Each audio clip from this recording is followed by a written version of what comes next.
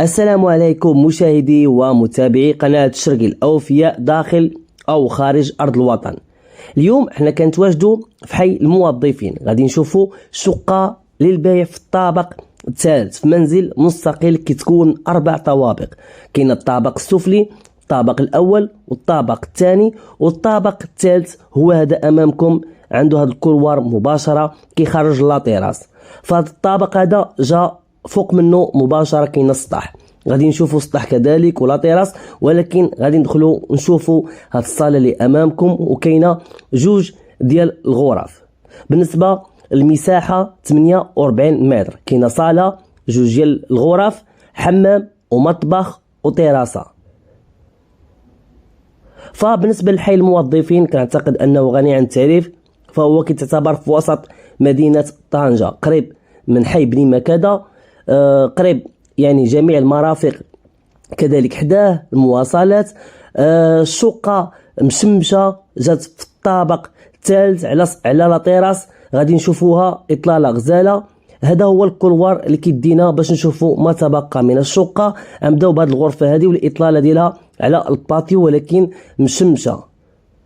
فانا كان سبق لي عرضت شقة في نفس الدار وتباعت، الله يكمل بالخير والعقبه لكم ان شاء الله. وبقات هاد الشقه هذه الوحيده اللي باقا ما تباعت.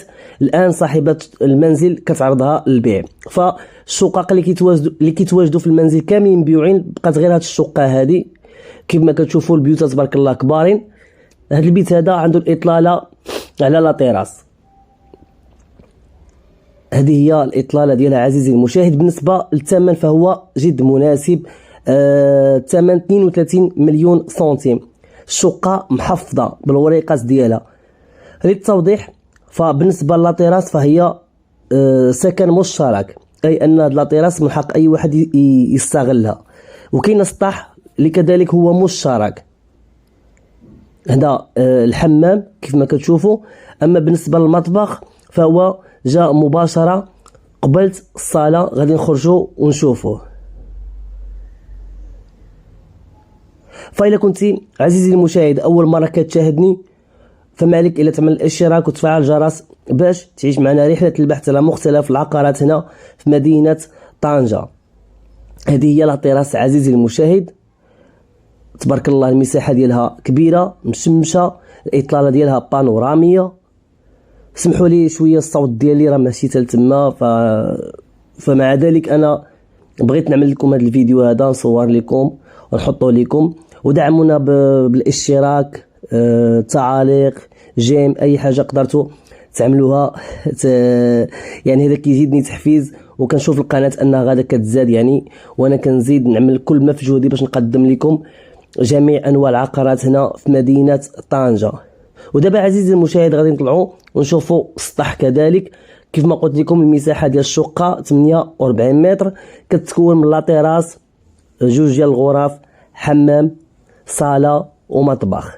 المطبخ غادي نشوفوه حتى نهبطوا. هذه هي الإطلالة عزيزي المشاهد ديال السطح. بالنسبة للحي فهو هادئ، حي الموظفين كتعتبر يعني من أجمل الأحياء هنا في مدينة طنجة. لا بأس للذكر، فالشقة كتواجد في الطابق الثالث في منزل مستقل كتكون من 4 طوابق، الطابق السفلي، الطابق الأول، الطابق الثاني، والشقة ديالنا كتواجد في الطابق الثالث. إلا عندكم يعني بغيتوا تزوروها أو بعض الاستفسارات فتواصلوا معايا على الرقم اللي كيبان لكم في أسفل الفيديو. الثمن راه جد مناسب، صاحبة المنزل الشقة عفوا باغا تبيعها في أسرع وقت، فلهذا عملت هذا المبلغ ديال 32 مليون سنتيم. هذا هو يعني هذه هي الكوزينة كيف ما كتشوفوا، المساحة ديالها لا بأس بها، وعندها واحد الخزين من اللور إلا بغيتوا تعملوا بعض الحاجات ديالكم.